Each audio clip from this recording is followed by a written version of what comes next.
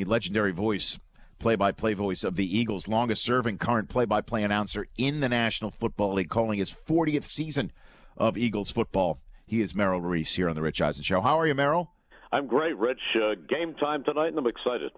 Yeah, it's a big one. Obviously, the Giants can win this game and clinch their first playoff spot since 2011 and keep the door open for the NFC East. If the Eagles win, then next week's Cowboys-Eagles game truly does mean nothing for the Cowboys because they'll be done for their campaign to try and they'll get it all tonight. If the Eagles win, they'll get the home field throughout. What are the Eagles playing for, do you think, right now for the rest of the season? I think they're playing for next year. I really do. I think they're playing to bury a 5-game losing streak and finish the season strongly. And a lot of people will say, well, what does it really matter?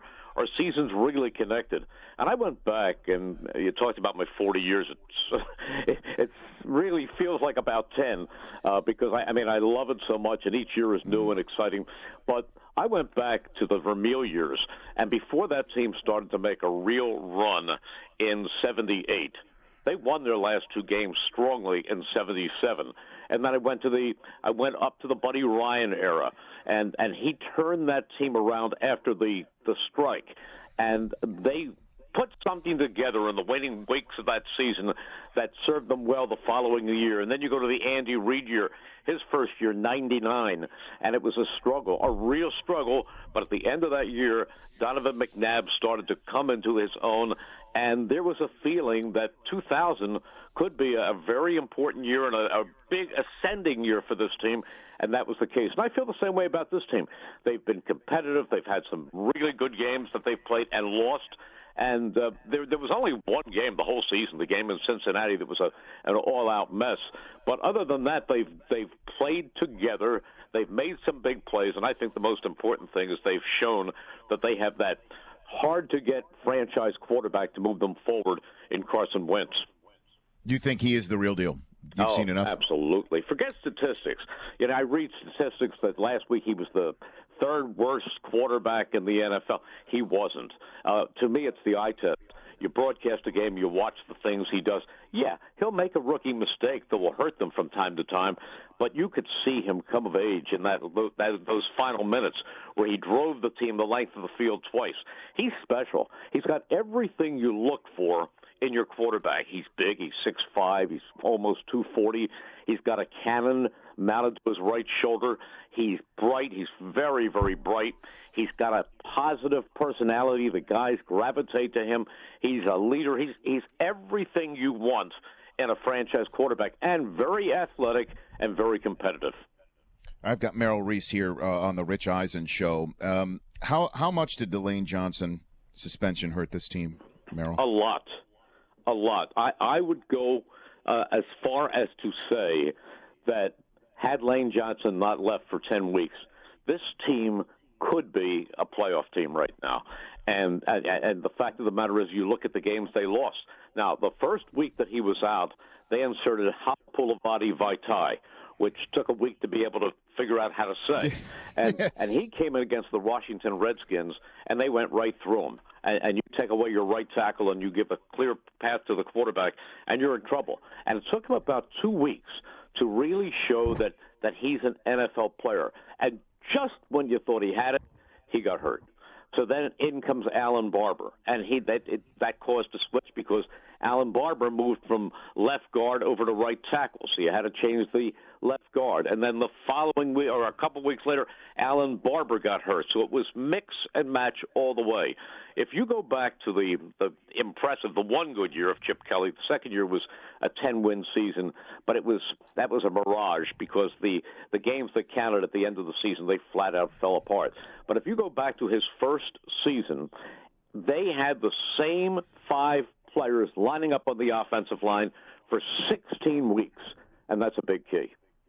Well, when you mentioned Chip Kelly, the scuttlebutt that many people are talking is of all the players that he got rid of, very few of them are going to be walking through that door again, if none of them. But one of them, it could be, is Deshaun Jackson, and that there is a groundswell for a reunion between the two. Are you sensing that, Merrill? Well, there's a groundswell from the fans, but I don't know how that plays in the front office. So, I mean, there's no doubt that this team needs a downfield threat.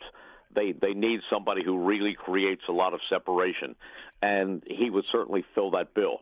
But whether they're going to go after a 30-something free agent at that position and try to revisit history with Deshaun, that remains to be seen. I think there are times that we hunger to see anybody, break 5 yards ahead of a defensive back downfield. Well, I mean, in terms of explosive players that you've seen over the 40 years, where does he rank in terms of what you've seen punt and on two phases for sure, Merrill? Well, I would put Darren Sproles ahead of him as a punt returner, even though he had the single most impacting punt return I've ever seen on December 19th, 2010. That crazy turnaround game at the Meadowlands against the Giants, where he turned out the lights of the scoreboard by finishing with the last gasp punt return to win it. But overall, I think Darren Sproles is the best punt returner this team has ever had. And Deshaun's right up there.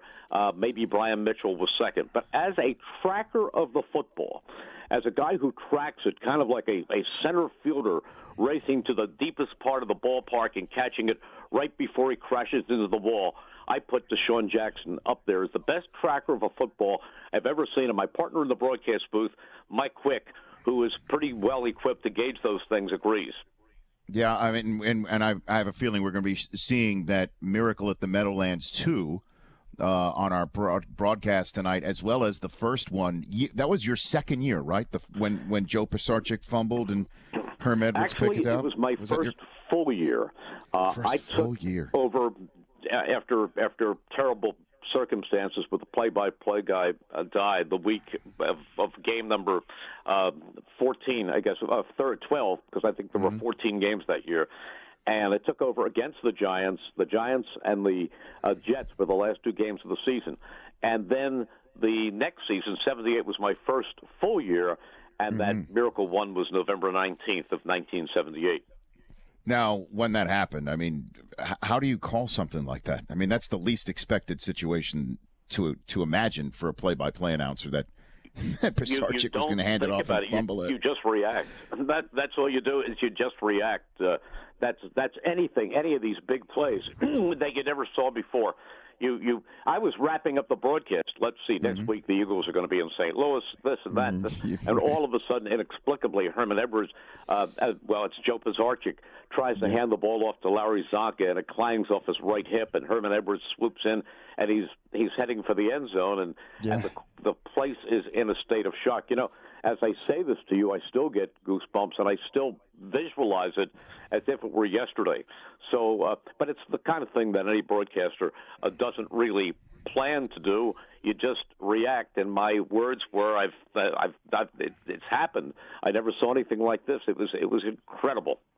Merrill, Reese, voice of the Eagles, joining me here for just a couple of more minutes. And when you started off, and also spending many years here, I mean, Harry Callis was here at the same time as John Facenda, if I'm not mistaken. He was a local newscaster that the Sables decided. That phase of his career by then, but he was still the narrator for NFL Films. NFL Films. Did you have any relationship with him at all, professionally or personally? Just a casual. If I saw him someplace, it was hello, how are you? I know you're the voice of God. You're the guy who talked about the frozen tundra at Lambeau Field. But I didn't know John the way I got to know Harry and became friends with Harry for so many years. And the late hockey announcer in this town, Gene Hart, who was the beloved voice of the Flyers, and another great broadcaster in town by the name of Bill Campbell, who did everything.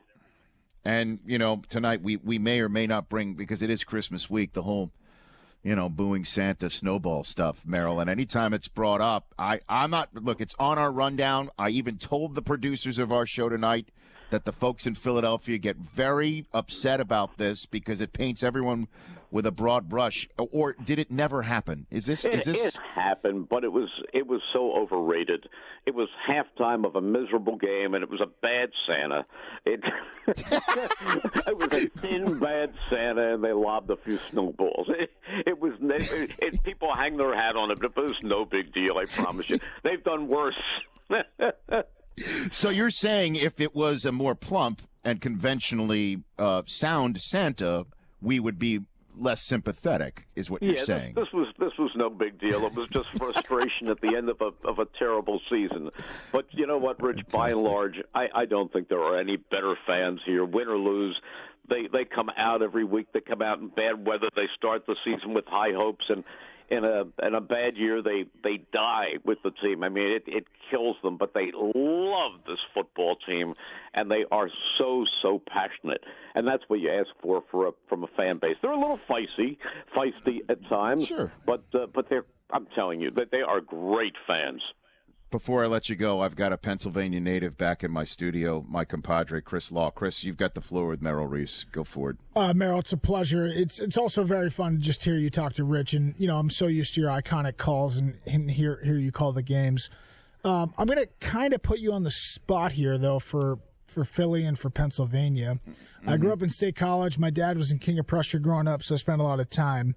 We all know Pat's and Geno's are the iconic spots, but not really the local spots. What's your go-to place for a cheesesteak in Philly?